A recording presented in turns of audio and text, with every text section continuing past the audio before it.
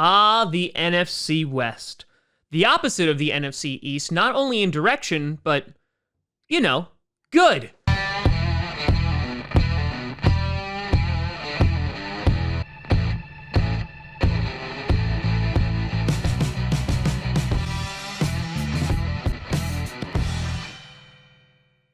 Grossi Posse Packer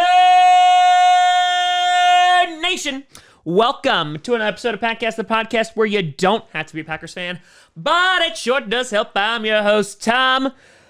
Flip a coin. That's who's going to win this division. Grossi! And today, we are going to be doing predictions for arguably the best division in football, and that is going to be the NFC West. Before we get to that, I want to do a big shout and thank you to some brand new Patreon and YouTube members. First, over on the Patreon side of things, we have Holly Winchell. A big shout out and thank you to you. And over on the YouTube side of things, we have Armando Dope. Then we have D3R3KMWN2000. Thank you, Robot, for subscribing. And of course, we have Dak Prescott. Big fan of the show. Big shout and thank you to all of you. Well, you've been paying attention to these predictions, which have just been rolling out real slow. Real slow. It's not my fault. There's news that's breaking, and Aaron Rodgers might leave the team, which makes me sad on some days. But we finally made it to the West, and this will conclude the NFC, and then we'll hop-skiddily jump over to the AFC. But I have to say that my regular algorithm that I use doesn't work for the NFC West. And if you've been paying attention to the videos that I've been doing on these, basically what I've been doing is going through, see where like the definite losses are going to be, then taking those 50-50 matchups, dividing them in half, getting an average, and on top of that, getting a ceiling of where I think they could be record-wise.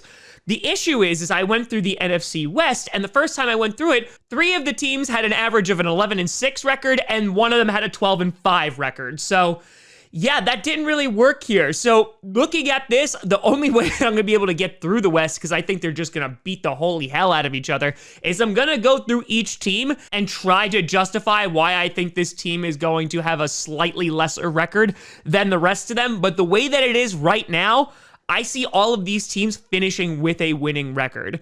So let's jump into the madness. So starting off, you got the Arizona Cardinals, who could win the division. I'm going to say the exact same thing about every single other team here.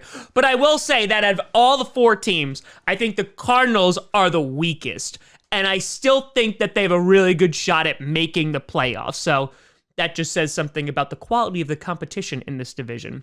The Cardinals, on offense, they were humming. Obviously, Kyler Murray is going to be coming in yet again and looking to break some records. He's got, of course, DeAndre Hopkins to throw to. He's got A.J. Green coming from the Bengals. He's got Christian Kirk. And hell, they even got Rondale Moore from the draft. And so that offense is loaded. Now, where I do have some potential concerns is going to be running back. Kenyon Drake didn't really do so hot last year. You got guys like Chase Edmonds in there, and you even got James Conner coming over from Pittsburgh. So the running game, there's some question marks. But then you go over to the defense, and along that defensive line, I mean, hell, they brought in J.J. Watt. Now, it is looking a little bit like a nursing home on that defensive line, but guess what? If they're effective, they're effective. Then you have the linebacking crew. They went and got Isaiah Simmons last year, and then they got Zaven, should have been the Raven Collins, from this year's draft. So their linebacking core is looking good. They lost a bunch of pieces from their secondary, and so that is a little bit of a concern, but I gotta be honest, if your pass rush is really good, it makes up for having some weaknesses in the secondary. So while it is a complete total toss-up, I think that this team will get swept by the 49ers. I think the 49ers are arguably the best team in the division by a hair, and I do think they'll get swept. Other than that, I don't see any definite losses for the Cardinals. I see some that could go either way, which is a majority of their games, because they also don't have an easy schedule. You have teams like the Vikings, you obviously have the Rams twice, you have the Seahawks twice. On top of that, you got the Packers, you got the Colts, and you got the Cowboys. None of these teams are necessarily going to be easy. So if they win their games against teams like the Titans, the Jaguars, the Lions, the Texans, the Bears, the Panthers, I think that arguably their average is around 10-7 if you split all those 50-50 games. And again, they could overperform. Maybe that offensive pass attack is just going to be phenomenal this year. Kyler Murray maybe takes that next step. I mean, hell, they put on a blockbuster show with the Seahawks twice last year. but it seems that the Cardinals have a great shot at getting to double-digit wins this year, and that still might have them finishing last in the division. Then you got the Seattle Seahawks. You know, the team that I will never forgive ever. This is a team that, while having some offensive line concerns, according to Russell Wilson, they went and got Stone Forsythe from the draft, which is good. I thought they would have invested a little bit earlier. They're in talks, apparently, with Julio Jones to just make their wide receiving core ridiculous. Their run game should be back to somewhat normal. The defense had its spurts last year. Didn't look so good in the beginning, looked good at the end, and vice versa.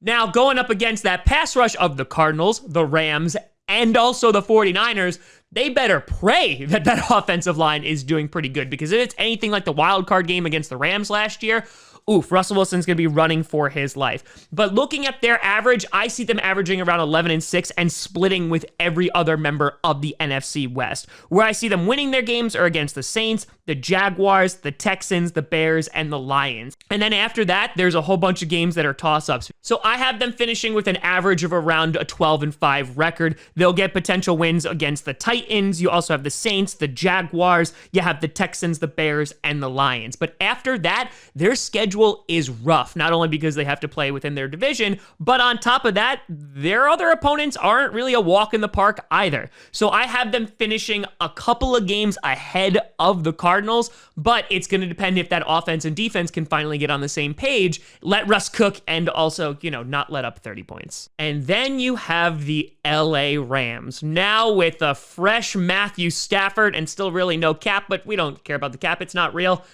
And a defense that is just hungry and ready to destroy people. Their run game came across really, really well towards the end. They played the Packers in the divisional game, and that was with a very injured team, and they still were at least competitive. But this is a team that I feel like has gone all in and could be a make or break it year for them. I think they're really strong on the defensive side of the ball, obviously. And then with Matthew Stafford, I think that puts them over the edge on offense.